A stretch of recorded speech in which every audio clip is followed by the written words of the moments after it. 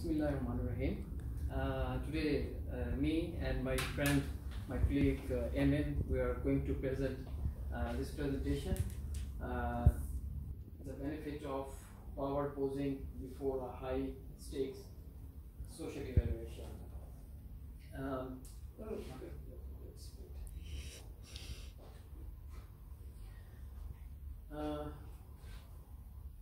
Here you can see the main title of my presentation.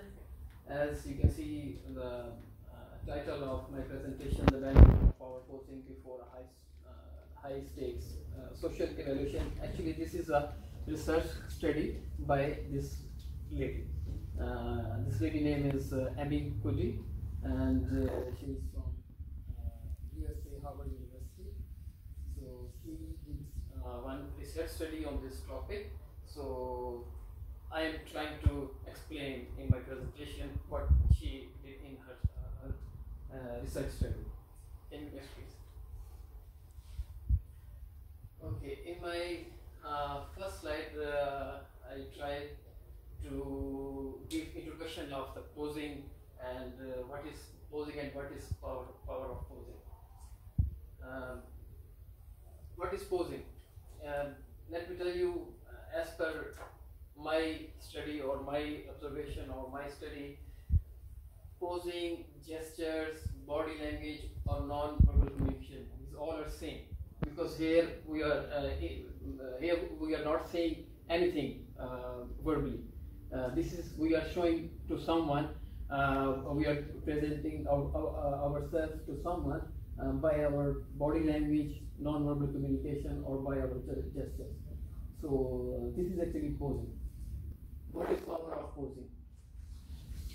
As per this Amy Cuddy from Harvard University, power of posing is not about what we say. It's about how we say, actually, by our gestures or by our body language.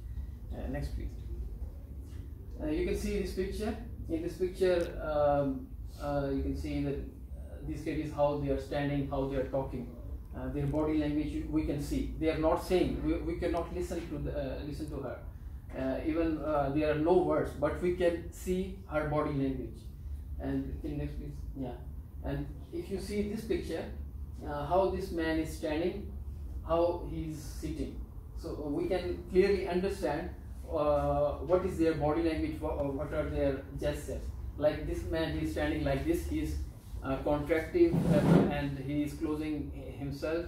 It means he is not feeling confident. He is not much confident to present himself.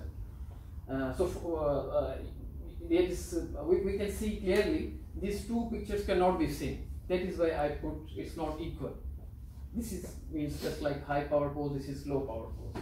So this is little introduction about the power of posing. Next, please.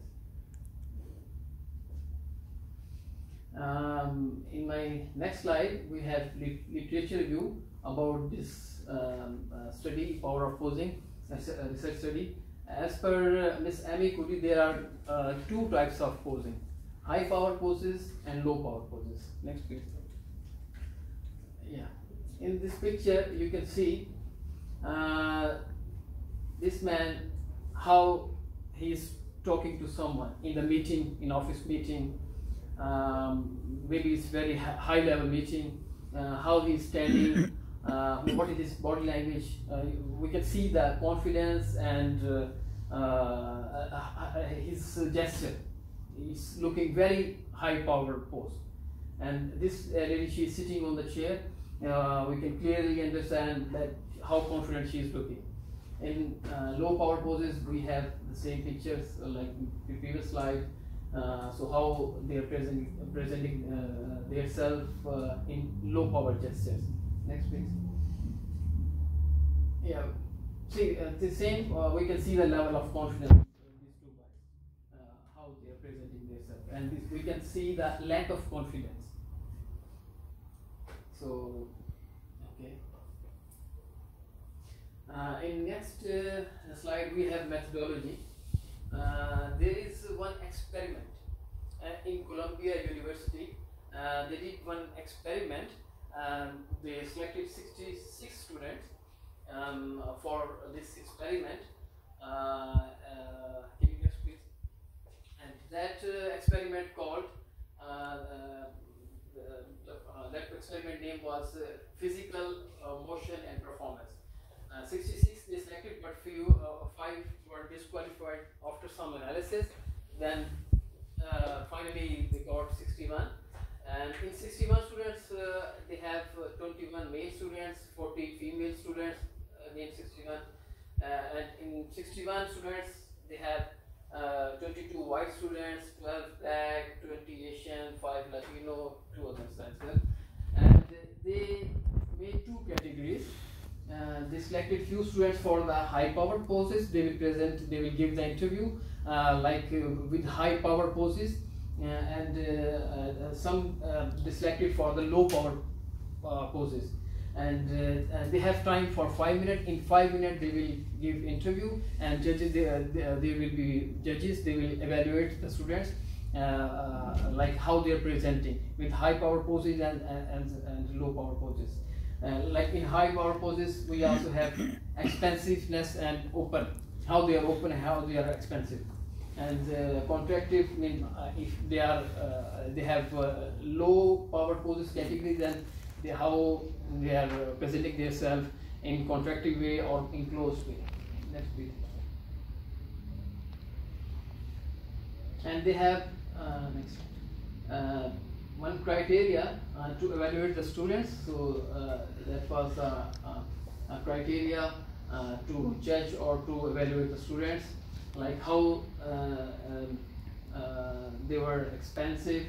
They have points for that, 0.96. Then performance, they have overall performance and high ability, they have these marks. And for presentation quality, they have these categories, like how presentation was and how students they present, and how they were enthusiastic, and how they were captivating, confident, awkwardness, and speech quality also. They have points for that. Structure, straightforward, intelligent, qualification. So they have this criteria, and they have these marks, and based on this criteria they evaluate the students. Next slides, I would like to invite my friend Mr. Amin. He will present. Okay, please come. Okay, so first now we will talk about the methodology. So we have the power pose and the presentation quality.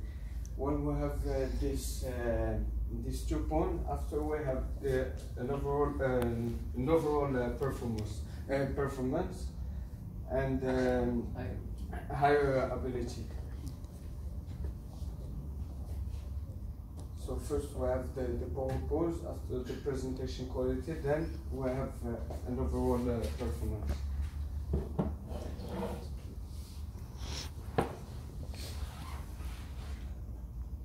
So now we will talk about the manipulation check. As expected, high power poser felt significantly more powerful than low power posers, because when they have a different type of pose, they are more important, more they're imposing. When there are more imposing than low power poser, because they don't sit in the same yeah. So now we will talk about the overall performance and the higher ability. So we have one way to analysis of variance examine the effect of power poses and on the performance and higher ability.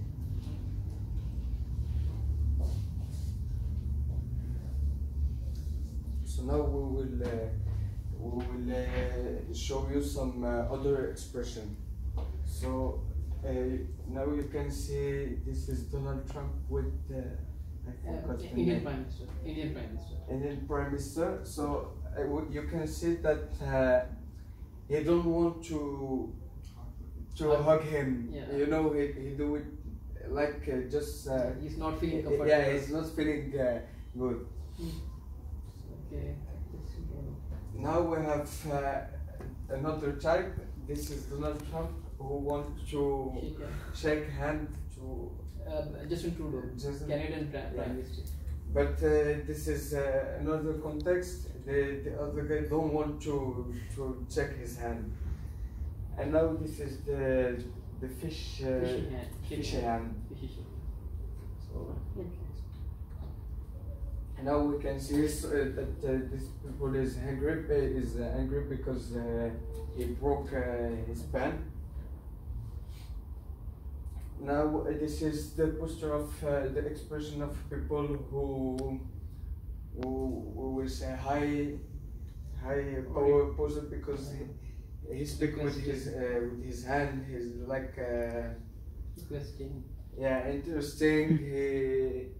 He would, and now we have another one who was someone who was happy and excited.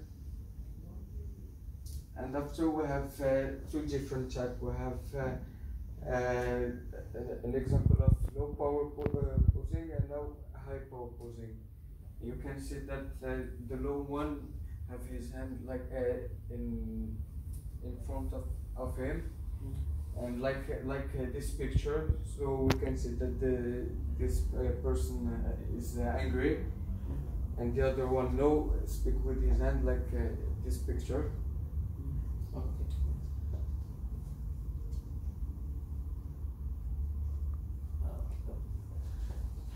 Okay, we have some discussion points, of course, after this presentation.